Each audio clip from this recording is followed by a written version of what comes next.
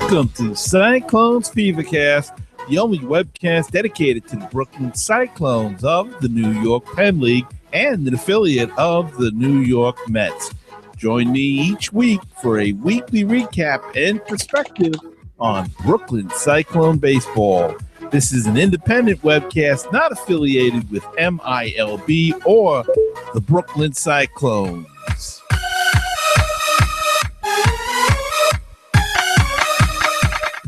And hello and welcome to episode 17 and the second season of Brooklyn CyclonesFeverCast. And I hope everybody had a great season, enjoying the Mets year so far as they get off to a terrific start and hanging out in first place. So let's go Mets. But we're here to talk about the Cyclones. We're a mere 3 days away from the opening day of the New York Penn League and, of course, Cyclones baseball. And let's get right into it with a special guest this evening. He is the editor of Brooklyn Baseball Banter, available at brooklynbaseballbanter.com. He's a writer for Max Mets, a good for a friend of our show. And he is Zach Matthew. Daniel Weiss. Daniel, welcome back to season 2 of the FeverCast. Very good to be back, Gary. And we're kidding around, but there was a picture today on Facebook of you with next to Zach Matthew, and boy, it's uncanny, the resemblance. Yeah, Edgardo Alfonso even posted it on his Facebook a few weeks ago.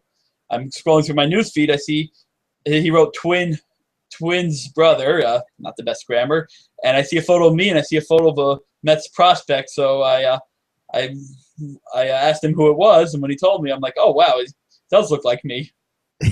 Well, you can't go wrong there, I guess.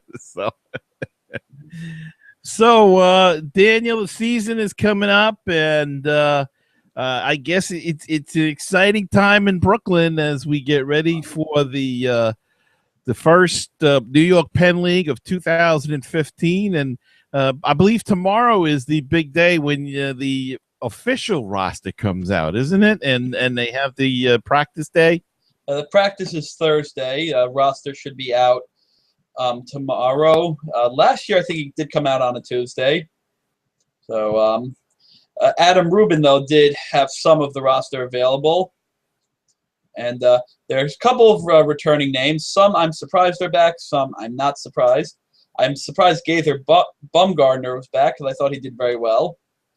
Another guy returning is Carlos Valdez, and this is going to be his third trip to Brooklyn.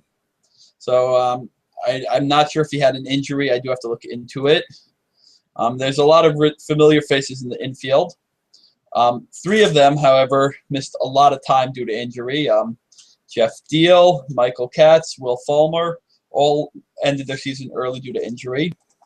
Pedro Perez, who came later in the season, it will be back. And I noticed between Deal, Katz, and Perez, and Zach Matthew, who is new to the team, we have 4 first basemen, though I know Katz can play the outfield end. There is a DH position to stick one of them in. And I'm surprised in the outfield we have Michael Bernal returning, and he was an all-star last year, and I thought he was definitely going to Savannah. And also returning is Tucker Tharp, who didn't see much playing time as the season progressed. Yeah, Bernal had like you said, he was an all-star, had a great year, and but I guess maybe they wanted him to get a little bit more seasoning, and the reasoning is hard to distinguish sometimes, but at least this is, since I've been really involved more, this is probably the most people that have come back. You've been involved a lot longer than I have. Is that a safe enough? Have you ever seen a year like this where this many people came back? No, I don't remember ever having 9 people. Adam Rubin did list Manconi, but he was transferred, and I think sometimes they moved guys around to clear up roster spots for a day or two. So there have been times you see guys get transferred to Brooklyn and they never play a game, but they're just, you only have so many slots on each roster you could fill. So sometimes they got to just move people around for a day or two. And there is a possibility that some of these guys, like we were talking about, if you were talking about Katz and Deal and Fulmer, if they get off to real good starts, they could possibly move up if the need arises in either Savannah or St. Lucie, because they do have a little bit experience on this level. But I think we talked once before and kind of figured that those guys would be back because of the injuries. Yes, that is true. I think that is a factor. But another factor is the MLB draft was so late this year. Only one guy on that roster, who's infielder Vinny Sienna, is the only guy that that's actually signed, according to Adam Rubin. So I haven't fully followed the draft, and he's an infielder, though I'm not sure what position he plays. I've tried doing some research, but they don't really have his fielding stats. They tell me the guy has the fielding percentage of 974, but not at what position. I think he played second base for University of Connecticut. Yeah, he was a UConn Husky. Yeah, so we've got another second baseman from the UConn Huskies coming in this year. LJ Mazzilli, of course, was there a couple of years ago. And they did sign a couple of high school kids I saw. Don't know if they've been assigned anywhere yet. So, as you said, this is an unofficial roster that came out a few days ago. Adam Rubin got a hold on it, and I was struck by Mincone, and then, of course, the next announcement was that he was going to Binghamton. So, as you say, they assign people, move them around a little bit where they have spots, and but you know what else I noticed on this roster, and correct me if I'm wrong, if you think the same as I'm thinking, but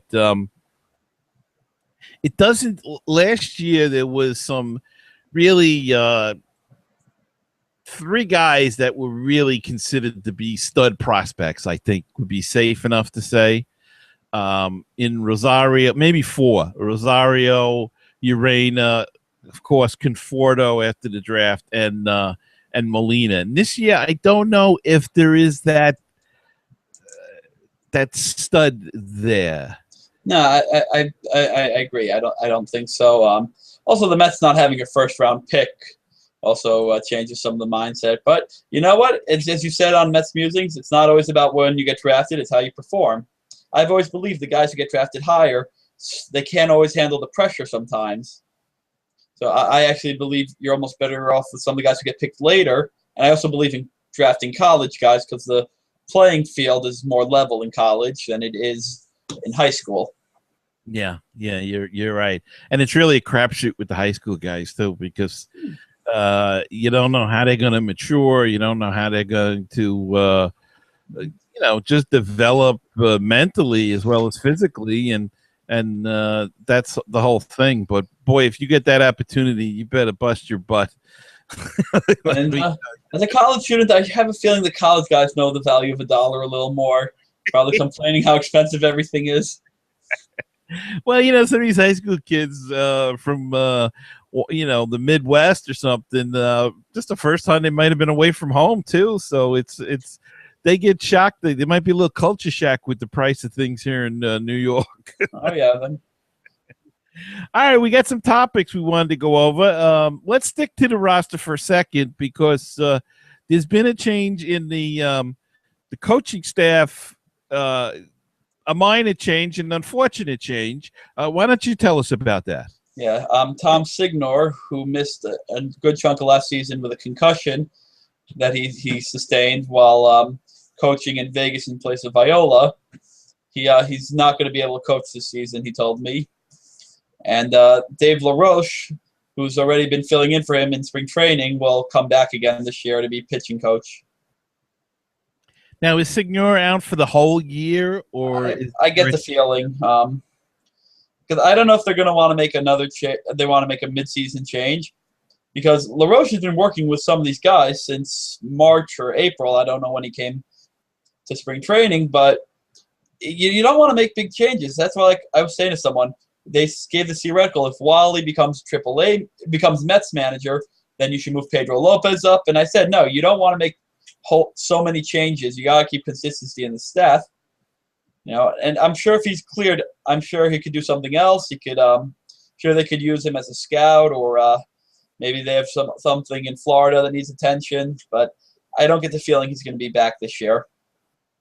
And that's really a shame, because I hope they're taking care of him, because he was doing them a favor. I mean, it could have happened anywhere. It could have happened in Brooklyn. It could have happened anywhere, of course. But he did go out there to help when Frank Viola had the heart surgery, and just an unfortunate turn of events. And he really ties up the man's life for the last year and a half. Yeah, I know. Like, I really feel bad for him. A couple of weeks ago, I was going out to a Met game, and I was taking Long Island Railroad because I was running late. And a guy with his son asked me he asked if he could follow me because he had never been to Citi Field. And we were talking, and somehow the Cyclones came up, and he actually mentioned his uncle was the pitching coach. And I once asked him, was it Viola or LaRoche? Was it Signor or LaRoche? He told me Signor, and he said, like, it's not been good when it happened. That the concussion, but it happens in sports. This is why in football they have to be careful. Yes. This guy gets a baseball, and he's been out for almost a year. I guess you just don't expect it as a coach, somewhat. And this also is to fans. You have to watch the game. The ball could come at dangerous speeds. I almost got a foul ball to the chest. I had to jump out of the way. You got to watch the game. The phones could wait till between innings or a pitching change. You have to be careful. The balls could hurt you. We saw what happened in Boston. We saw what happened in Pittsburgh. I've seen people get hit at all different levels. It's not pleasant. You got to watch the game. That's right. Stay alert and watch the game. And of course, Tom Gamboa back for another season. I guess we're all happy about that. He's well respected in Brooklyn, it seems. I thought he did a great job. Took a team with all these injuries, and they were still in it the last day of the season. That's what we call good managing. And maybe he should take over for Collins. He gets his team to play well through injuries. No. I don't know if, after talking to him, I don't know. I'm not sure he'd like that job. I think he likes it here. I think it's of course, there's pressure, but there's not the same kind of pressure as there is on the top level jobs. He loves teaching, and this is definitely a great teaching opportunity. So, and then we have a new hitting coach this season. Yes, Yunier Garcia. I don't have many memories of him playing. He was not a standout player in Brooklyn, but it's always nice to have a former Cyclone as well as former Mets. He never made it to the Mets, but he I think he was part of the 02 and 03 teams. I'd have to look up his stats. I know he's been in the organization in various roles as hitting coach, so hopefully we'll have some better offense this year. And one other thought that's not on the list, I'm going to throw you a curveball here. Any thoughts on former Cyclone Dylan G being designated for assignment? You know what? It's a shame, but at a certain point you have to move on. Though my thoughts on the Mets getting Neuenhuis back, I've heard rumors to what the amount of money they got was. I heard it was $500,000 from the Angels. So this is what we call a good move by Alderson. He loans him away for a few weeks and gets $500,000 for Wilpon. It's got to be a good move. And then gets him back again and throws him in Las Vegas. So, all right, some of the other issues we have. Where do you want to start? You want to respond to something that David Zubin, a fan guest that we had a couple of weeks ago, said about the. Did he say about the buffet, or it was me? It was it was being discussed, the buffet, and one of the issues is that I've worked in I've worked at a restaurant, and everyone who works in restaurants tells you they are not the most successful of businesses. And I can't imagine the Staten Island Yankees are really making that much money on their buffet. And I think the Cyclones are making the right move by not having one, and that the Yankees don't draw well, and which is all just blamed on the fact they have expensive tickets and nothing else. That's the main cause. But I don't think the buffet draws that many people. And if the Cyclones did it, they would lose money because people at buffets are going to hoard food. I've seen it happen in Staten Island, and it will happen much more in Brooklyn, and it will be bigger because we have a bigger crowd. And they've cut back on the amount of days they do a buffet, and how long it's available. Well, I did the buffet last year, and it was not very good, I have to say. I'm sorry to say that. And I was not really, how can I say this? I wasn't very impressed with the whole bar that they had set up there. It was just looked like they were trying to make it a bar, but it's just like they rolled out some tables and stuck some wine bottles on it and some beer. And I have to say that the food was not very appetizing. This is in Brooklyn, right? This is at the Cyclones game, yeah. Well, the thing is, it's the usage of that room was designated as the Brooklyn Baseball Gallery, but Hurricane Sandy destroyed a lot of artifacts to the part that they weren't sure what to do with the room, and they realized they might as well try to do some form of a bar. But I'm pretty sure it's not an ideal circumstance. I think they're trying to possibly acquire some other artifacts. It's unfortunate what happened. So I've never really gone down there for the bar or the buffet for various reasons, but they're gonna have to. Maybe they have to try to start putting Cyclones artifacts in there. I wouldn't mind a Cyclones Hall of Fame and museum. Yeah, they should consider something like that. I think it would. I think on their website they're going to have the bar again there. So I don't know. I know they use that for a lot of press conferences too. I believe because they had the backdrop there and everything. But it was kind of a. It was, and I don't like to be critical, but it was like kind of a thrown together thing. That's the impression I got. And they ran out of hot dogs at the buffet, and they made you wait. And that's normal for a buffet. Yeah. but the food was coming from the third floor or something. They should have been better prepared, I thought. But I wouldn't do it again, but I gave it a shot. And how much was it? I don't know what it was. I think $10. I think $10, something like that. Yeah, and I ended up having like a couple of hot dogs. Well, it's probably what would cost you to do it upstairs anyway. Yeah, anyway, yeah. But I'm a big guy, so I was kind of looking for a little more. And let's see. One of the other things that's big this season is new road uniforms for the Cyclones. Now I'm wearing the old road hat from last year, and I'm out of date. I'm always out of date by a step or two. I got on some alternate, so I have a new uniform, which let's get it. I get the sense a lot of fans like the color scheme, but the lettering is not a popular thing. The way they just spelled out BKLYN. So, though I kind of liked with the old jerseys. What I really liked about the old uniform was actually the lettering. If you look at that, and let me get my Mets road uniform out. Let's see if I get this in. Shift some stuff down.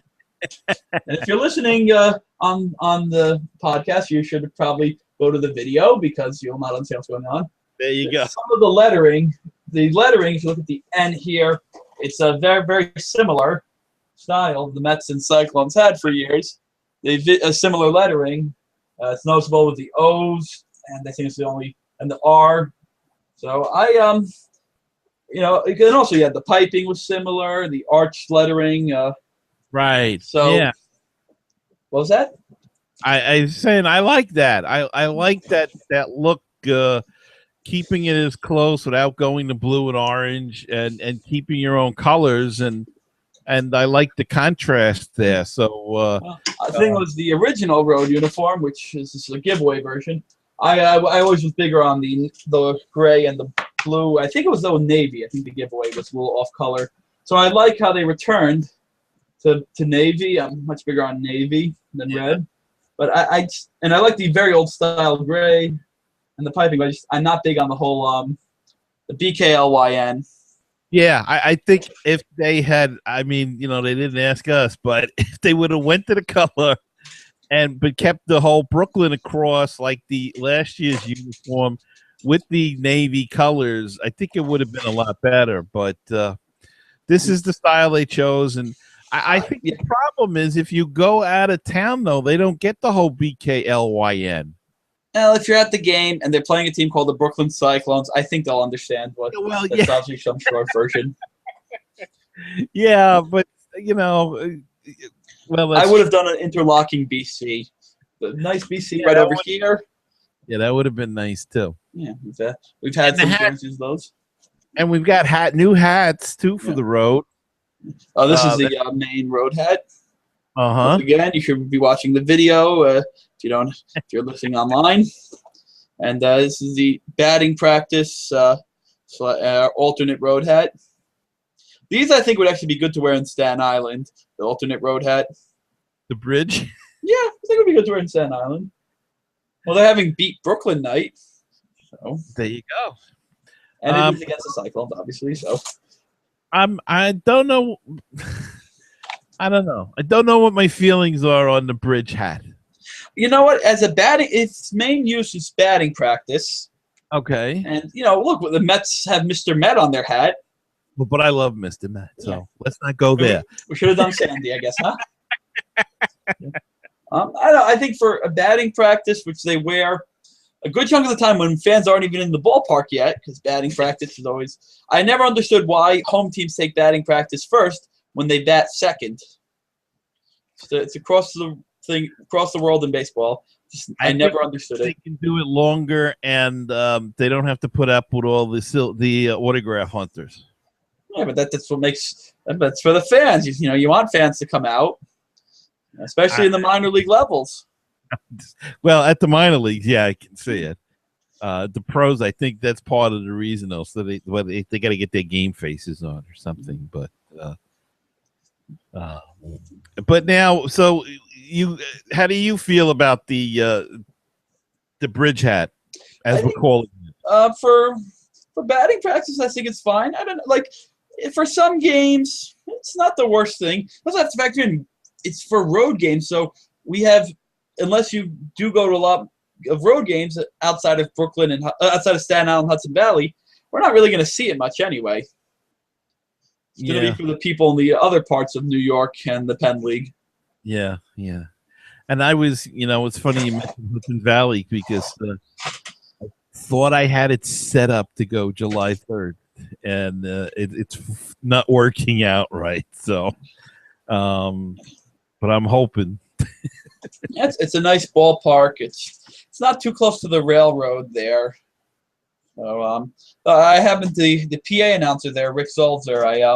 I remember him from back when he used to be the New Jersey Nets PA announcer during the Jason Kidd era early on when they were really good to watch.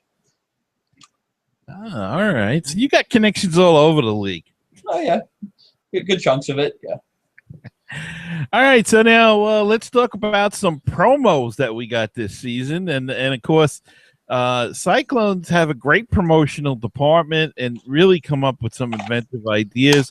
Last year, of course, was the Nickelodeon night and the Star Wars night, and the biggie that got written up all over the country was the Seinfeld night, and we're back with another Seinfeld night this year. I don't know if it's going to be as good this year. Like the bobblehead is just not as good. The little Jerry Bobblebeak. It's I don't know. I happen to the Keith Hernandez, the Magic Loogie. It was a whole big thing. It's Keith Hernandez, the beloved Met, the great broadcaster from SNY. I just hope they play better this year.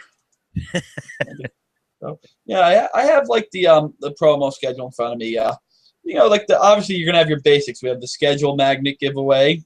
Mm-hmm. Then they're doing early on the Brooklyn the musical. I don't know what that is. I'll probably not even pay attention. Garage sale giveaway is actually good. You get some old giveaways. Oh.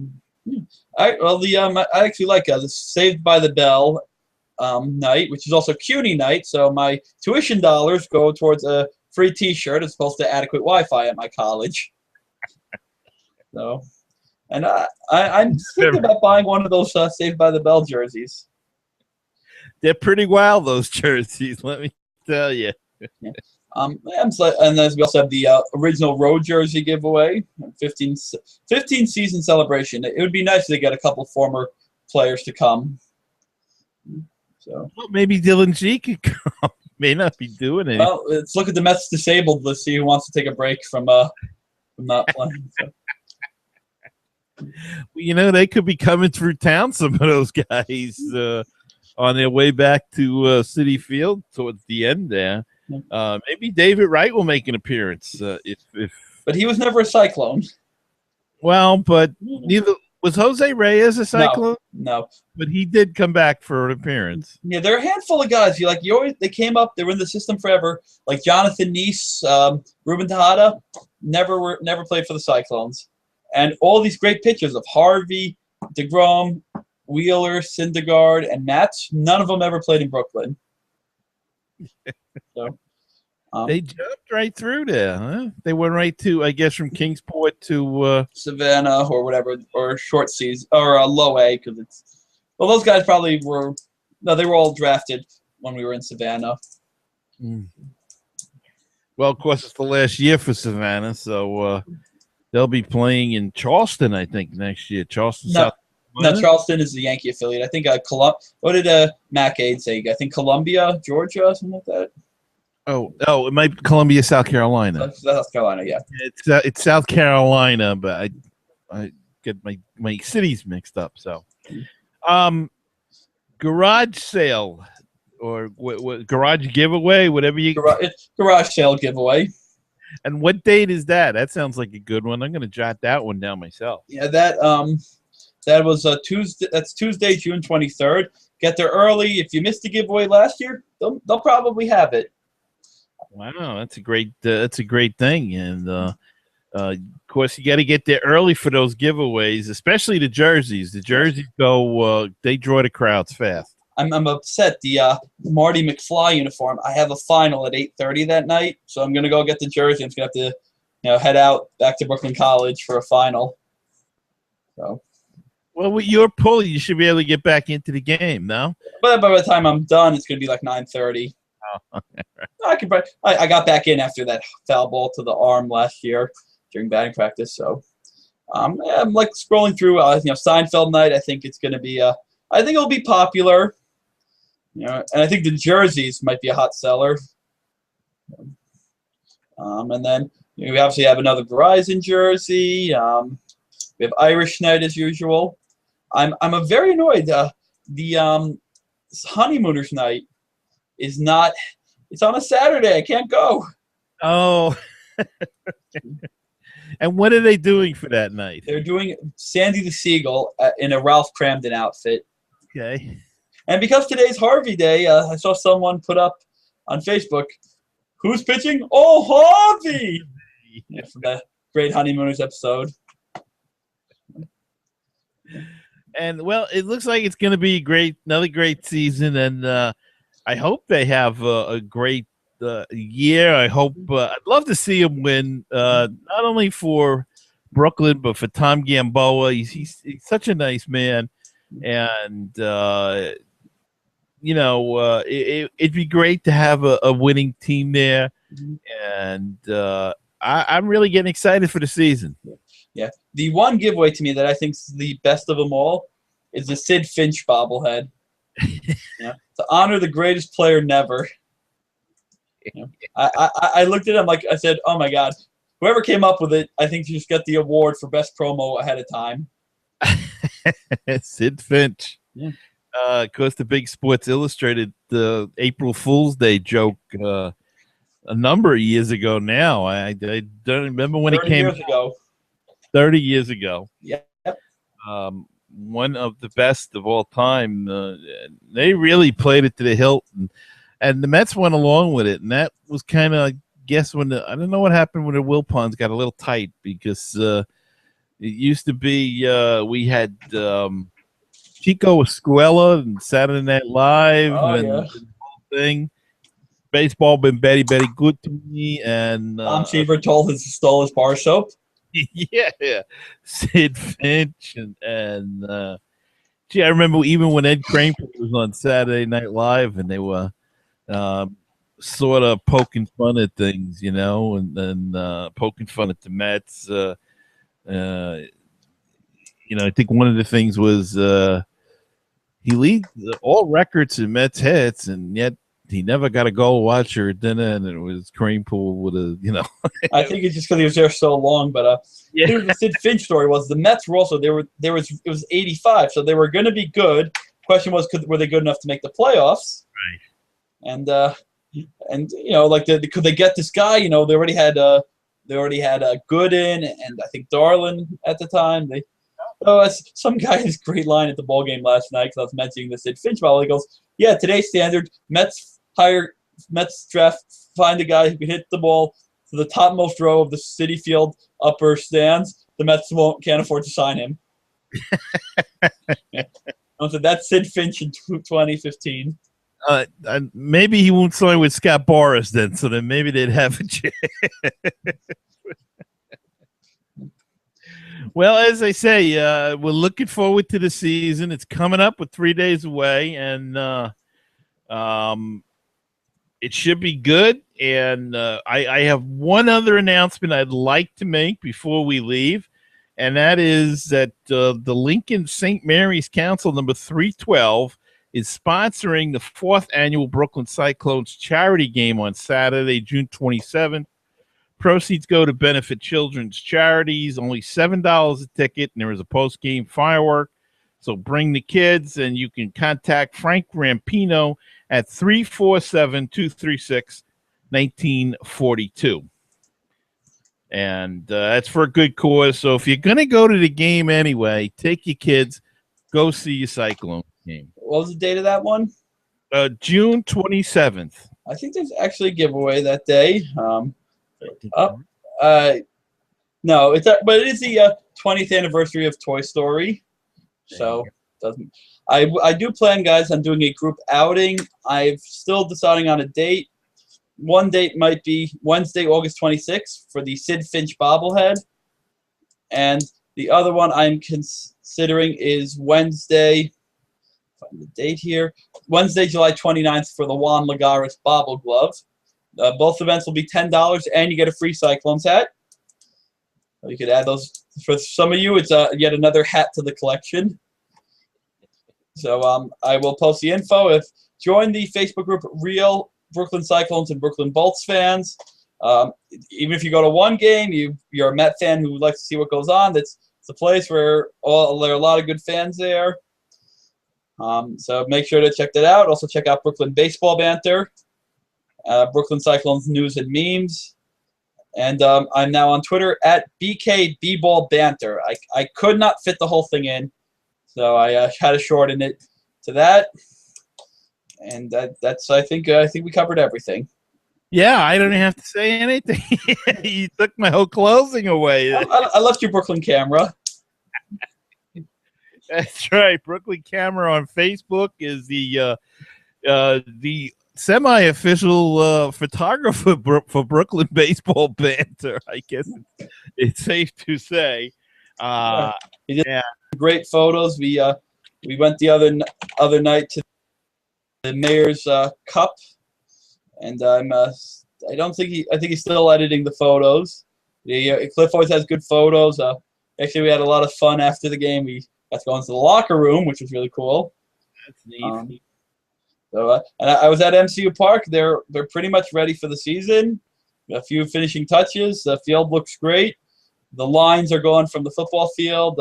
There's some new concession stands I noticed, so check that out on my blog. Nice. So everything's getting set. So one thing that Daniel forgot to mention is the show can be found on Stitcher Smart Radio. This show, iTunes, and baseballtalkradio.com, the home of great baseball talk shows. So, Daniel, I want to thank you for coming on this evening, and I'm more than sure that we're going to talk again during the season many times. So I'm looking forward to another season with you and with the Cyclones. Thank you for having me, Gary. Always a pleasure. And remember, that the Cyclone season is opening up, and come and be a part of it and enjoy it. Like Daniel said, it's a lot of great people there, and the fans are nice, the folks are nice, and hopefully the team is gonna have a good winning team this year. I think they're gonna have a lot of team effort this year. That's what I'm going for. I think every year it's a team effort. I do it every year.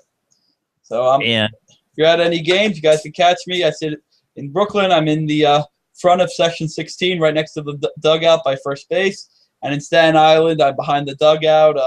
You'll notice me. And if you have any of the cards from last year, I still sign them. Got one right here. See, I got mine, folks. Very good. So you get yours too. If you want, I have extras. I'll give them out. I have like 900 left. Who's going to be this year's? They're not doing the contest. One of the big problems with the fan base, we're very good with Facebook, but Twitter is how you win those contests. You got to it's actually, you could tweet out your card a ton of times and you walk away with a win. Okay. So it's Twitter is how you win it. It's the problem because Facebook and a lot of these apps don't always work well together. The social scoreboard, the second time they did it, was not as successful because people couldn't share on Facebook. So. Oh yeah, and I think Facebook, for us older people, we like Facebook better because it's Twitter is so fast. It's also you have to condense it to 160 to 140, 160. Yeah, it's get your thoughts in there. It's not always working. All right, well that's episode 17 and the first one of the second season of the FeverCast. So remember, they're starting up this week. So get out there, get to a ball game, take the kids, and check out the Cyclones FeverCast. And congrats on number 200. Thank you so much. Amazing. So we only got 183 to go. Well, 83 till we get 100. So. And we'll be back next week with another edition of the FeverCast. So remember, catch the fever, Cyclones Fever.